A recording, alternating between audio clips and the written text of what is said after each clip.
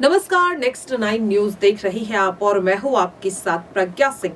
स्वागत है आपका मेरे आज के इस खास प्रोग्राम में। प्रोग्राम की शुरुआत करेंगे और बात यहां पर उत्तर प्रदेश में हो रही नगर निकाय चुनाव के दूसरे चरण के मतदान की। जी हां, सुबह से ही जो मतदान है वो शुरू हो चुका है। पहले चरण में वोटिंग के दौरान देखने को मिला कि समाजवादी पार्टी लगातार बीजेपी पर हमलावर होती हुई दिखाई दी। बीजेपी पर कई तरह के आरोप लगाते हुए नजर आई। कभी ईवीएम की खराबी, कभी प्रत्याशियों के साथ मारपीट, कभी बूथ पर तोड़फोड़, तो कभी जो वोटर्स हैं उन्हें ईवीएम तक ना पहुंचने की साजिश। ऐसे तमाम आरोप पहले चरण के मतदान के दौरान हमने कई समाजवादी पार्टी के नेताओं और प्रत्याशियों और समर्थकों को लेकर देखे।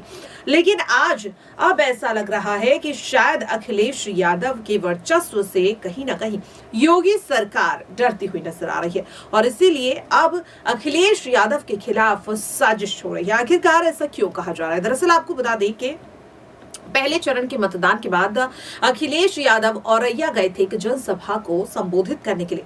उस दौरान अखिलेश यादव के पास एक समर्थक तस्वीर खिंचवाने के लिए आया, जिसे अखिलेश यादव की सुरक्षा में एक बड़ी चूक माना गया। अब ऐसा ही कुछ अखिलेश यादव के साथ कल भी हुआ। जी हाँ, अखिलेश यादव की जो रैली थी उसमें योगी के नारे लगने लगे, यानी कि सीएम योगी, पीएम मोदी के नारे जोरों शोरों से लगते हुए दिखाई दिए, जो हमने अभी आपको शुरुआत में दिखाए भी थे।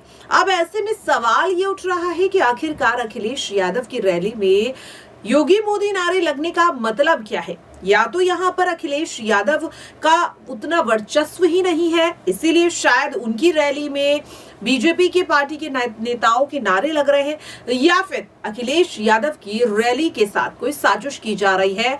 कुछ लोग, ऐसा कहना हमारा नहीं है, खुद अखिलेश यादव का है, वो भी हम आपको सुनवाएंगे, जिसमें अखिलेश यादव ने सीधे तौर पर इसे साजिश बताया। यानी कि अखिलेश की रैली में योगी मोदी के नारे लगने, कहीं ना कहीं अखिलेश यादव ये कहते नजर आ रहे हैं कि जनता के बीच ये दिखाने की कोशिश की जा रही है कि बीजेपी का इतना वर्चस्व है कि अखिलेश यादव की रैली में सीएम योगी और पीएम मोदी के नारे लगते हुए दिखाई दे रहे हैं।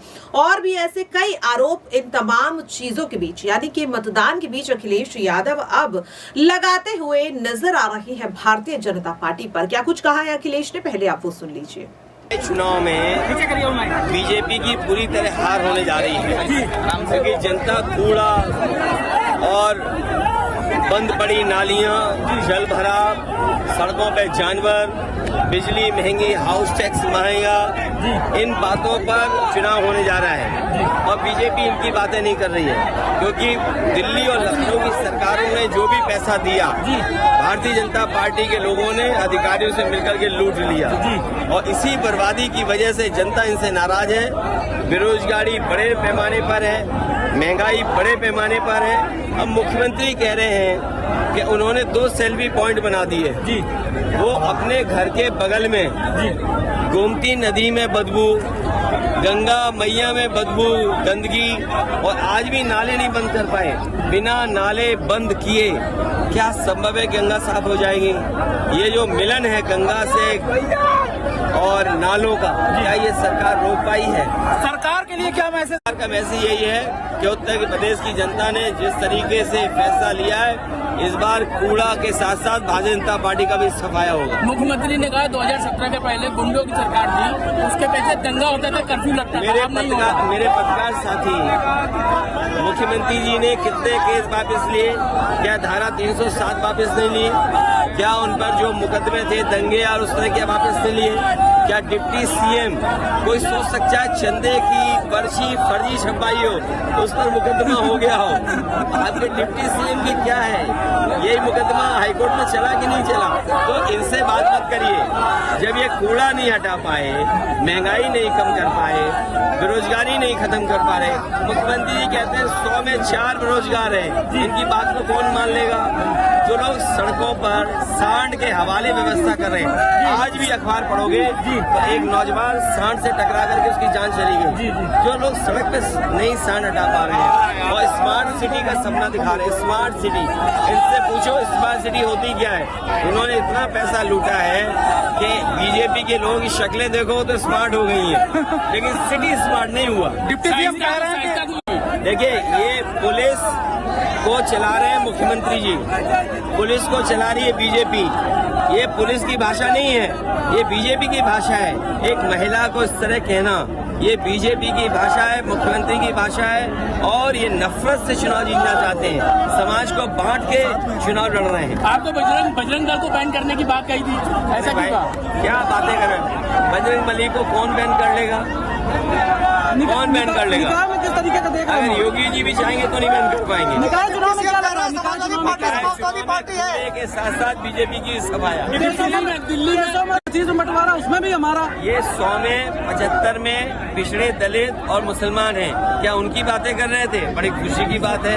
अगर 75 से ज्यादा पिछड़े दलित और मुसलमान भाइयों को हक दिलाना चाहते हैं तो केसर जी को तो योगी जी को हटा करके मुख्यमंत्री बना देना चाहिए। दिल्ली में रेसलर के सपोर्ट में राकेश टिकैत आ गए, क्या आप भी जाएंगे?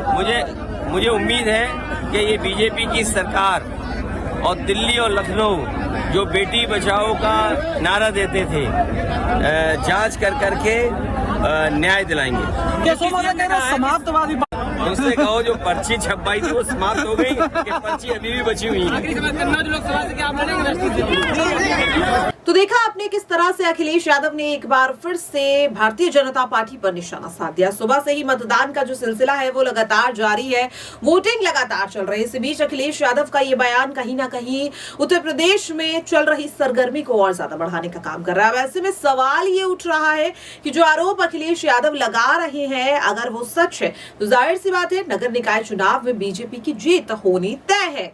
लेकिन यहाँ पर अगर बात करें इस वक्त अखिलेश यादव की, या फिर जो इस वक्त वोटिंग को लेकर रुझान आ रहा है, उसमें इस वक्त दोनों ही पार्टियां एक दूसरे को कांटे की टक्कर देती हुई नजर आ रही है। अभी कुछ भी नहीं कहा जा सकता कि समाजवादी पार्टी या फिर बीजेपी किसकी जीत होगी। हालांकि ये भी कंफर्म हो जाएगा 13 मई को, क्योंकि 13 मई को रिजल्ट आ जाएंगे और अब देखना ये काफी दिलचस्प होगा कि नगर निकाय चुनाव में आखिरकार कौन बाजी मार ले जाएगा। आज के लिए इस खास प्रोग्राम में इतना ही। बाकी ऐसी ही तमाम अपडेट से जुड़े रहने के लिए देखते रहिए नेक्स्ट 9 न्यूज। नमस्कार।